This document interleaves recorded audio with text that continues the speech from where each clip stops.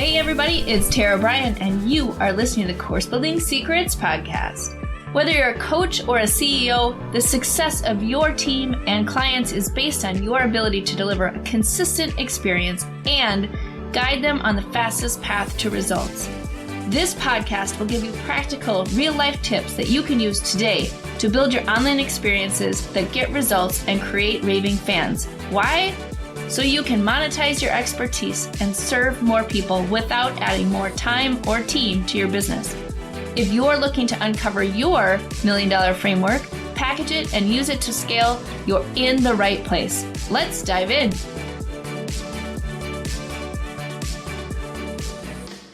Hey everybody, I want to talk today about communication, and this is primarily in terms of communication of your process to your clients, to your team, and really to your market.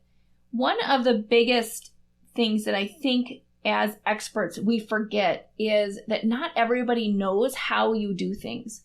Not everyone knows that you're probably following some steps. You're probably following we call it a proprietary framework, but you're probably following some sort of standard way that you do things, even if you haven't actually specifically defined them. There's probably something that you do on a regular basis when you're working with clients. And even if you break it down by phase, right? You're probably doing some things consistently.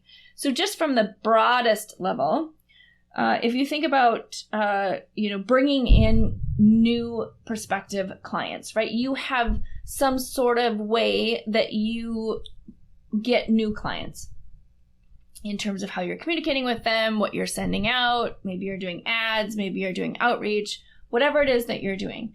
You are somehow getting people to raise their hand and say, yes, I'm interested in what you have to do, right? So you have sort of this lead generation, prospecting phase. Then once they become a customer, you probably have some way that you get them started. You probably onboard your team, onboard your customers in some way that you are, kind of consistently do.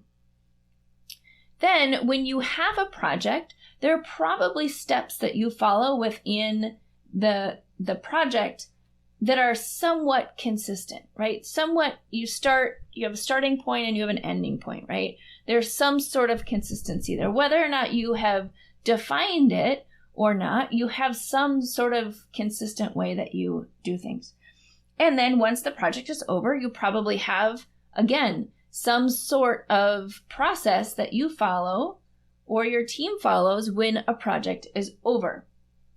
Now, one of the things I can tell you is it's super important to just sit down and define that journey that customer is going to go through each and every time. So most of the time I say, oh, well, Tara, every client is a little bit different. Their needs are a little bit different. What we do for them is a little bit different. How we communicate with them is a little bit different. Of course, every client, while similar, especially if you are niching down, is similar. Yes, every client's going to have some sort of nuance. However, at the foundation, at the base, there are steps that you actually follow for each and every client. And if you don't, it's a different conversation, because that means that you're not specialized enough in terms of how you're helping your clients. And so you're probably doing too many things, which is stretching you too thin. But again, that's a totally different conversation. But anyway, so you probably have some way to, some consistent way that you take somebody through from when they meet you all the way to when they're finished working with you.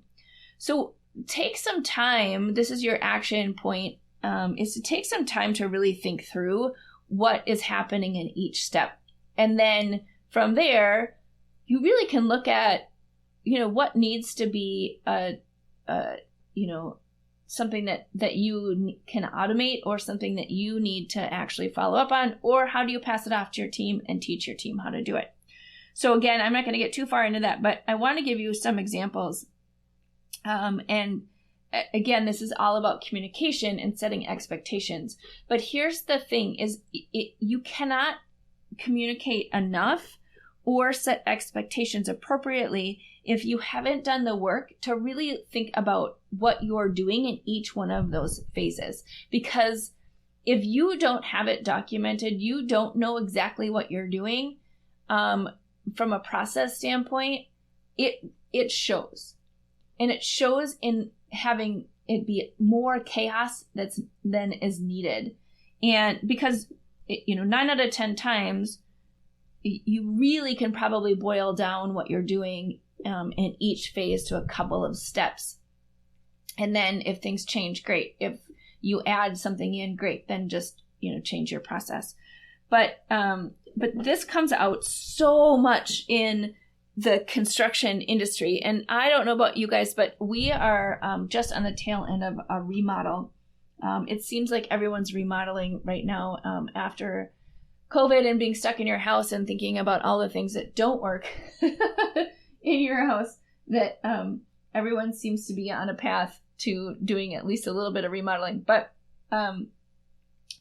here's the deal. We have worked with a lot of small business contractors and construction people and cabinet people and plumbers and electricians and all of the people. And this is a great ripe industry for some process improvement. But I just want to go into a couple of different examples of where communication and clarity of process would have been so helpful. So we were working with, I can unpack like a million different examples. I'm just going to do 2 right now, and I may dive into more as we keep going. But the first one is we were working with a cabinet maker, a custom cabinet maker. And if you're curious about why we chose that over a big box store, reach out to me and I will be happy to let you know. But we ended up with some challenges around what was being created. So my husband was very particular in terms of the wood he wanted, how he wanted the cabinets built, and the drawers and all the things. So he was very particular, had a conversation, and then what was delivered was not actually what we talked about. And so we had to have a sort of a meeting of the minds of all the people together who were involved in the project, having a conversation. And he said, well, I couldn't get these, this particular type of wood, so I had to order this other thing. Well, it would have been a very easy phone call for him just to call my husband and say, hey, you know what, I'm having trouble getting this particular wood. Are you okay with, one of these 2 options? Which one do you want? Right. So he easily could have picked up the phone and made the call. But he didn't. And so what came to our house was something totally different than what we had asked for. So of course, expectations were not met. So we had to have a conversation about that. And so, that was such a big defining moment for this business to say, oh my gosh, I should have just called. Like, that would have just eliminated a whole lot of hassle. And during the same phone call, and the reason I bring this up is that he actually, for the first time, articulated his entire process. Like, we do this, and then we do this, and then we do this, and we do this, and then we come back to your house and we do these 4 more things, and we make sure that we have white glove service on this, and this gets taken care of after this other, like all of this process. And I sort of chuckled to myself, since this is what I specialize in, and I said, well, this would have been super helpful to have at the beginning of the project. So we knew exactly what to expect each phase, each time we were here, each time you were here. So we knew what you were working on and what came next and what we could expect. And it's such a great lesson in how easy it was for him just to rattle off all the things that he does in his entire process, but he never thought about actually telling us that ahead of time. Never thought about, maybe creating a 1-page visual or model or whatever you want to call it, to say, here's the process, here's how we work, here is why, you're paying for what you're paying for, and here's, the expectation. If you'd like something different, then we can negotiate that and talk through that, but here's the process. Super, super helpful. Here we are at the end of the project, and he was here the other day, and he said, you know what, never again will I rely on someone else to communicate about my process when I am working with a customer, because I've learned how important it is to not make assumptions about, people knowing what the process is, or knowing what tools are going to be used, or knowing when things are happening. So that was a huge lesson for him, and obviously a lesson for us in terms of communication, but so easy to just communicate process if you can define what it is ahead of time before you're sort of forced into that. So on the flip side, we had hired a plumbing company, and this plumbing company had an admin person. So they had someone who's dedicated to answering the phone. They had someone who's dedicated to setting up appointments. They had someone dedicated to answering questions. And the experience was completely different. We knew exactly what was happening. We knew exactly what the estimate was. We knew exactly what was going to happen in each appointment. They showed up on time. They showed up when they said they were going to. They asked for payment in this particular way, and the process was set.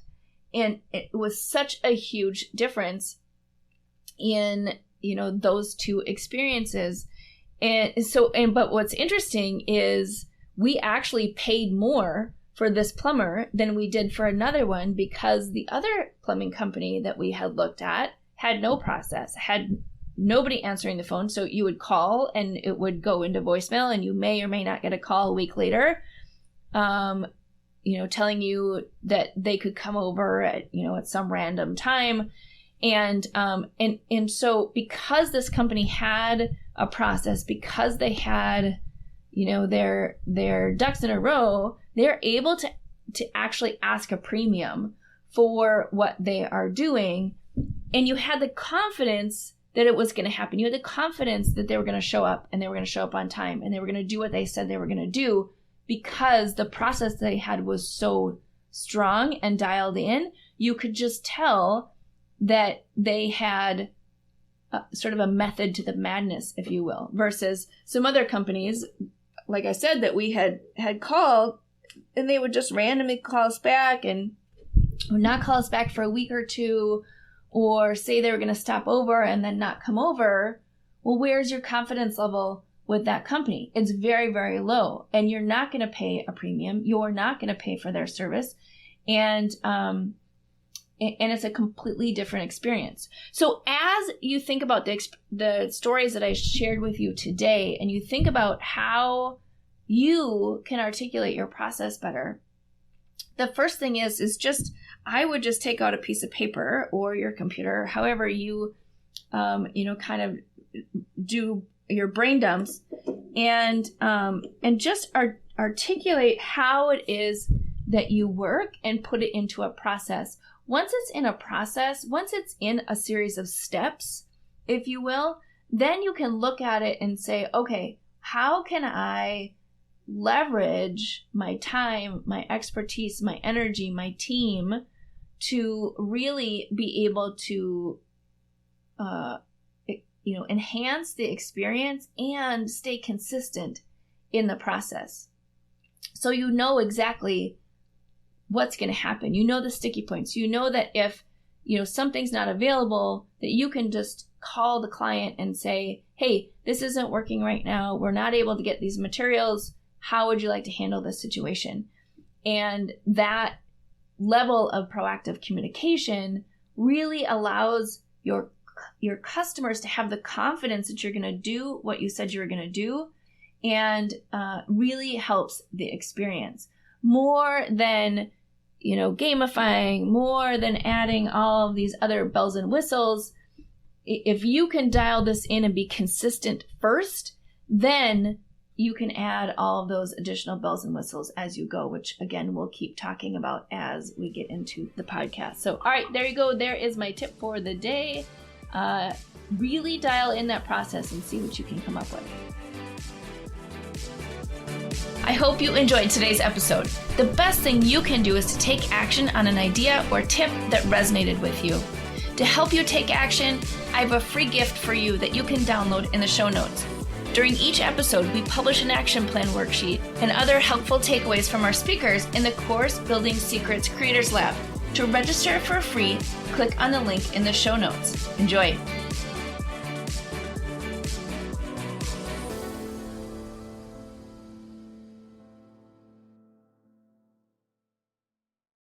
Hey everybody, are you a business owner ready to streamline and scale your business? Imagine solving the biggest business challenges with clarity, a strategy, and a clear plan. Hey, I'm Bryan, and I want to invite you to take the first step towards transforming your business with a free 30-minute discovery call. This call is an opportunity to discuss your goals, identify key challenges, and learn how my mentorship program can help you achieve the success you're aiming for. In just a half hour, we'll explore how you can scale your business by enhancing your authority strategy, engagement strategy, and retention strategy. You'll get personalized advice and a clear path forward. Ready to take the first step? Click on the link below that's in the show notes to book your free discovery call now. I hope to talk to you soon.